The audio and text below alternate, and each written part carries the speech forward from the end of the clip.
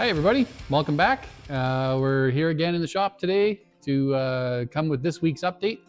It's been a crazy week again, so I guess we'll start with where we left off last time. I was about to head to Calgary to go to shoot the Canada Cup West, which is a 50-meter target tournament with Western Canadian archers. So I guess technically there were people from Ontario and Quebec even as well, I think. So it's a national event, but there's one in the West and there's one in the East, so there's technically two events to do. It went okay. I ended up with a result. Ended up finishing second, silver medal there. Took Mr. Jovica Jukic down to a one-arrow shoot-off for the gold medal match. So unfortunately, he's just closer to the middle. You got to really hit the spider to beat that guy. So no shame in that. Definitely struggled all weekend. It felt good to kind of pull it together, pull a result out of the fire at the end. But yeah, really my 50-meter setup just wasn't working for me. I think I was looking back on it, had some form issues that were really related to being tired, mostly from working 12 to 16-hour days, as well as doing YouTube videos, as well as trying to shoot arrows. So yeah, that's a lesson I think going forward for me, is that this thing, you really got to be focused. You really got to be rested and in good mental and physical condition to shoot your best. So going to be a little bit more of a focus on that going forward, trying not to get everything done and seeing what I can do about my work schedule, which has been a problem, a good problem, as I say, but a definitely problem for preparing for a large archery tournament. So yeah, struggled through the weekend a little bit, didn't shoot my greatest scores, got through enough, but ended up finishing that one off, and then came home this week and have basically just been trying to catch up ever since. Trying to get the arrows in. Shot a practice round here in the yard yesterday. Did pretty well. Finally focusing in on that tune. We're down to the fine tuning now, and part of that fine tuning is the tab setup and getting my crawls settled. So the thing we'll talk about kind of at the last half of this video is going to be my finger tabs, what I've chosen, what I'm running, how I set them up, and how you might be interested in going to set yours up as well. As far as updates go, I think we are now less than 60 days away from the beginning of the games, and I've got all my travel stuff sorted out, visas in order. Yeah, looking to book flights here pretty soon, so it's getting real. Less than 2 months away, and we will be headed to China. So yeah, the next this week is just going to be trying to get focused again. Unfortunately, we won't be talking next week. I have to work. I'm going on a work trip, I guess, out of the country, where I will probably not be shooting any arrows, but I am planning to try and figure out how to do something. So probably bring my stretchy band, try and do stretchy band exercises and releasing exercises in the hotel room in between meetings and everything else that's going on there. So it's going to be another hectic, crazy week, but I'm hoping after that the schedule will slow down, which are famous last words, I guess. So we'll see how things go. We'll do our best. So yeah, not a crazy update this week. Just working and shooting arrows. So let's talk about these finger tabs that I've got right here. So I've definitely tried a few different kinds. Where I've settled is on the Yoast Pro Tab. I find the shape just fits nicely in my hand. I like the weight of especially the brass one. I have the aluminum and the brass one here. These two here. So the aluminum was the first one I had, and then I picked up the brass one here last year. Yeah, very good. I really like the scale that it's actually milled into the face. It's not just printed on, so I can get my thumbnail right into each mark. But yeah, we'll do a little bit of a close-up here, and then I will show you kind of be able to see a little bit better the layers that I've put together and how and why I've done the changes that I've made. Okay, so now that we're close up and you can see a little bit better of what my actual setup is here, I've got my brass one on the right and my aluminum plate on the left.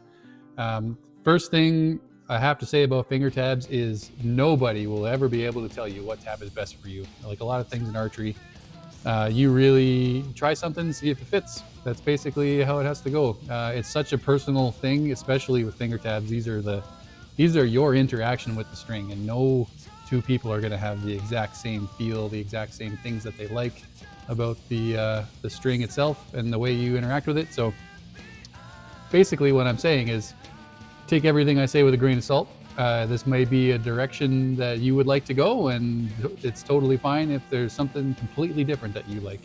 But the point is, try some stuff, try it out, modify it, see what you like, and that's the only really real way to zero in on your perfect finger tab. So, like I said, I have settled basically on the Yoast Pro tabs. The large size fits nicely in my hand. I like the scale, as I said. The aluminum one is very nice because of the visual. I like the high contrast. Well, the thing that I've found with the brass, especially in the very beginning, was that the marks were hard to see in the sun. So I've actually filled them in with paint, some black paint, and it's kind of wearing out in some places here. So before I go to a competition, I just make sure I touch that up so I don't get any particular judges or particularly picky judges saying that I have some different colored marks here and there. Essentially, I like to make them all uniform. So I'll start with this one. This was my first one. One of the first things I did was I've milled a few slots in here because the Yoast tab comes with essentially an elastic string, and I didn't like how it would dig in. I like a tight fit on my finger, and I didn't like how it would dig in over time, just being very narrow elastic string. So what I've done is gone onto Amazon basically and found the least expensive elastic stretchy wide band that I could. I think this is about an inch wide. Just got a roll of it for a couple of bucks to try something out, and I've milled myself a couple slots so I can go in, I can kind of weave, so it's not actually hinged in anything, it's actually woven through the layers. And then what that does, I've just kind of wrapped it up, and there's, sometimes duct tape is the best solution. I've got it wrapped up into kind of a ring fit. So it's nice and tight, it's a little bit stretchy, and to me, that's exactly the fit really that I'm looking for. And it's kind of the same thing with the brass one. This one's a little cleaner. I managed to, this was obviously the learning one, and then this is the one that I did the second time to make it all nice and clean. So yeah, it's basically a single fit. Sometimes the duct tape is actually a little bit more rigid, so it sort of helps me brace when I squeeze my fingers. So yeah, that's the elastic modification I've made. This one's a little cleaner as well. I've milled across. It comes with 4 holes here, and I've just milled the 4 holes or 2 holes together essentially, so I could weave it in, weave it back out, and then make a loop all the way back around. So that's the elastics. I've gone with, as you can see, I got quite a few layers in here. Obviously shooting the draw weight that I shoot, I'm 50 pounds on the fingers. If you do that a lot, you're going to end up with some pretty severe calluses, which I don't know if you can really see that on my index finger especially. That's quite thick calluses. So even with this many layers, this is still kind of what your shooting calluses are going to end up being if you shoot enough arrows. So what I've done is added layers until I reach a level of comfort essentially. And I guess from back to front, the stock stuff is basically long gone, except I do still have the original Cordovan layer in here. It's just a nice long lasting leather that I've left in there, but the original suede that was on the back was quite soiled and destroyed, so I've replaced that several times now. But what I did essentially was go to a local leather place and look through the scrap bin essentially. So I can always find little bags of suede, or I think this is some kind of lamb. So they usually will have some kind of on sale scrap bin that you can pick up pieces that, like, you really only need a 4-inch square maybe to be able to do a layer on here. So you don't need very big pieces, and it's a good way to try out a bunch of different things and try different kinds of leather. And so like you can get a whole, I think at the last time I went, I just got a whole bag of completely different random thickness, type, and shape and sizes, colors. I think I got a whole bag for $7, which there's still a ton of it left. I've kind of settled on a few pieces and have a ton of that left. So there's always experimenting going on. But if I go from the back, I believe this is some kind of lambskin. It was in the scraps as well. It's kind of been treated with almost a scaly texture on this side, but the back was, the reason I picked it for the back was it's quite soft. It's nice, soft feel. Obviously, very, this one's probably due for replacement pretty soon anyway. There's a nice balance between brand new, where it's almost too soft, and you can kind of feel it shifting under your fingers, where it sort of grips your fingers a little bit. Now it's like just oily enough that it still slips nicely, but it's also got a lot of good feel in it. So this one's kind of nice and worked in, so it feels good. The next layer is basically scrap cow leather. It's generic cow leather that's a blue dyed piece. I don't know. It's probably 25 to 30 thou thick. Not quite a millimeter, I would say, for those that are running the metric system. And I actually so I've used this one for field, for multi crawls, and I like the a little bit more supple, a little bit softer texture in the feel here. So when I'm at different crawls, I can feel the string a little better. So I've got 2 layers of that blue regular old cow leather in here, which is a little bit thinner than the other one I'll show you. And then I've got the Cordovan layer. So this is the original Cordovan from this tab. Almost shot through here at the top. You can see it's quite thin. But since I put these extra layers on, and this last layer, which I'll get to in a second, this has basically been a nice finger protector and hasn't really worn down since I put this last layer on. So yeah, that's going nice well. So yeah, there's basically 3 layers of leather, 1 kind of feel layer, and then this stuff. This is the secret sauce.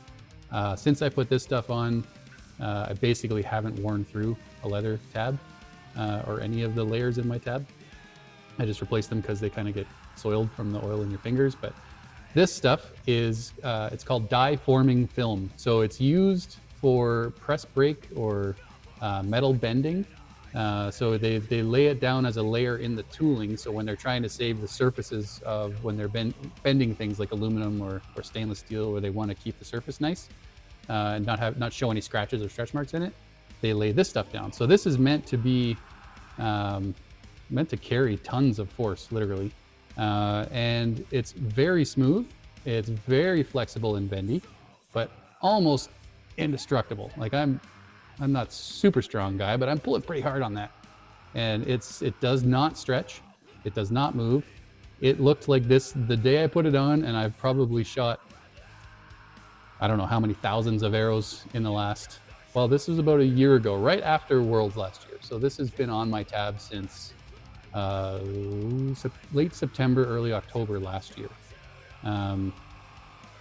Yeah, so it's absolutely fantastic. Any weather, any conditions, this thing feels exactly the same, which is a great feature for the tab face that interacts with your string. And yeah, like I say, indestructible almost. This one I think is about 15 thousandths of an inch thick. They come in layers. I think a roll of it is about $250 Canadian. Unfortunately, it's quite expensive. But if you have any places that do any metal bending or metal fabrication shops, I got lucky. I kind of hang out in those places for a living. So I found a place that does it, and they had some, and they just gave me a scrap, essentially a piece they cut off when they started the new roll. It had all the tape and stuff on the back of it, so they don't use it anyway. I can scrape all the tape off, and this part's perfect for me. Basically got about a 6-inch square, and I did these 2 tabs, and then I gave some to Jay, and Jay's done his 2 tabs as well. So everything lasts quite a bit, lasts a long time. I don't even know if I'll ever need to replace it, to be honest. The only reason I'll need more is if I get more tabs that I want to put it on. You'll see stuff like this starting to show up in the Arcor tab is starting to use or I guess there's been a few others as well, but the Arcor one specifically I know recently has a Volcolin product. It's just a type of plastic, a type of thin layer just like this. So that's exactly the use that they're using it for. It's good in any weather conditions. Almost indestructible. So that was nice to see on the Arcor tab that they're using that stuff. The Volcolin is a little bit harder to find than this, I think, and also unless it's hard to find in the right thickness. So a nice thin layer that you can just add to a tab is nice. So keep your eyes out for die forming film, typically between 15 and maybe 25 thousandths of an inch thickness. You don't want to go much more than that because then it will not flex as nicely, and you might have a more stiff tab, even more stiff than kind of brand new leather. So Yeah. So, and like I said, this is the tab that I use for my field setup. So it's multiple crawls. And that is why I've got this extra piece of tape. So right now, as I'm finalizing my crawls, I'm marking out my essentially every 5 meters is one of these marks. Eventually, I will transfer this to a better piece of tape. This is just straight up green painter's tape. Will not hold up in any kind of weather condition, but it's easy to mark, it's easy to replace. And I kind of know where they are relative to the numbers or to the hash marks, but I don't like having to count or guess. Every competition that I've shot, especially international ones, I have made the mistake of the wrong crawl. And it's very common, especially if you don't have them individually marked out like this. So I thought I was shooting 35 meters, and I end up shooting 40 or something. I counted. You know, there's weird stuff that happens to your brain when you're under stress, and you just don't want to leave it a chance. So now I have started basically marking out every 5, and then I will transfer this to a better piece of tape, and then to weatherproof it in the end, I'll put the piece of tape on here, make my final lines, and then I will coat it in clear nail polish. Just a couple good coats of that stuff, and then kind of keep it around. If it looks like it's starting to get chipped up, you can just fix it, and that should keep your marks nice and clear in the rain. And that's, yeah, so that's the brass one. The aluminum one, almost identically set up. This is the one that I shoot my 50 meter with. I know where my crawl is. It's 6 lines up from the bottom, 6 meter divisions up from the bottom. And the difference here, I've still got my die forming film. I've still got my cordovan layer. I've still got my lambskin piece on the back. But the difference is here, instead of having 2 layers of cow, I've got one big sucker, one thick layer. So this is part of the scrap stuff. I thought, well, let's try one big stiff layer. So the difference in this one, I don't need as much feel if I'm just shooting the same crawl all the time, I find. You know, maybe it's, so the experiment was, I shoot a little heavier in my target setup. Actually, I'm just over 50 pounds, and I'm about maybe 49 3/4 on this one, but I'm just over 50 when I shoot target. So just I noticed that my fingers were fatiguing a little bit. So especially if you got to work for a couple days and then you don't end up shooting as much, then you come back to it, and then so you need a little more protection. So this is a much thicker piece. I find it's much stiffer, and therefore a little bit more kind of protection on the fingers. So I don't feel the string as much, but I can shoot all day, essentially. Yeah, and that's basically my tab setups. The only other thing I've got, so the one thing I'm trying on this other tab is I needed longer screws, obviously to fit through all these layers, but I put the longer screws in, and I've noticed that it kind of curls up on the edges here. So what I did on this one is 3D printed a little bit of a washer flange system, I guess you could call that. See if I can get the right light in here, you can see it. So this is just a 3D printed edge piece that just keeps all the edges down, and then I don't get this this rolling up kind of action that you've got here, and it also holds the bolts in a little better. But yeah, once it's on my hand, it sort of slides in behind my knuckles and gives me a little bit of feedback kind of on the position on the underside as well. So I can feel under my ring finger, I can feel this kind of flange with that knuckle. And so I've tried rings, solid rings, rubber rings. I can make them, I can 3D print them, I can try a bunch of different stuff. And for me, I don't like that feeling of it being too stuck. I like it being able to shift just a little bit, and like I can turn this on my hand if I want to. So like it's able to shift around, and I find that just lets me put it in a natural position. And then what I do is I can feel underneath, I can feel those screws. So I can control with this hand kind of the position, but it also lets me slide it into a natural feeling position. And I don't feel like I'm fighting a rigid ring on my hand while it's in there. So yeah, that's just the way I go about it. Like everything else, just kind of throwing my stuff out there, and hopefully it gives people ideas of things to try. I had a few questions about tabs this week, so that's kind of why I ended up talking about these. Still testing, obviously. I doubt I'll ever stop testing something, so it's nice to have two that you can. This one is just, it feels so good, fits so nicely, it's so reliable. I just keep it as a primary. I don't change this one much. This one I'll do crazy stuff with. I'll try different layers. I'll try different sizes and shapes of leather. I'll try different ways to strap it to my fingers and different size bolts. I've even tried, I actually find with these screws or bolts, the texture of the I guess device so this is a Robertson with a flat in it, square. I can feel the square in my finger, whereas if I tried a kind of more rounded head Allen set or Allen key set, I can feel the bolt, but I don't get that little sharper edge. So it doesn't have quite the same feedback in my finger. And I actually like that I could feel these little edges in the face of the bolt. So yeah, totally. It's like weird stuff that you find when you just try things out that you end up liking. Or there are some things that I've done that I absolutely hated, which is probably a longer list than the things I like. So we won't talk too much about that today.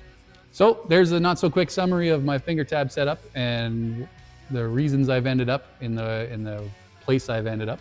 It was a nice question from someone here this week, so I thought it would be a good one in this kind of compressed, busy week to talk about quickly, which I ended up rambling on for, like I always do. As always, give me a shout if you got any ideas for coming videos or things you want to know about and what's going on. YouTube, Facebook, Instagram. You can find me at all those places. It's great to talk to everybody. So yeah, we'll see you next time. Probably going to be skipping next week because of this work trip. I will be working out of the country and not have access to any of my stuff. Namely, I guess I could bring the camera, but you get what I'm getting at. So yeah, we'll probably be 2 weeks away from the next one. I tell you this to hold myself accountable as well, so that, you know, this is the whole point of this is prepping for this major competition, and this whole idea was to try and keep me accountable, which you guys are helping me do.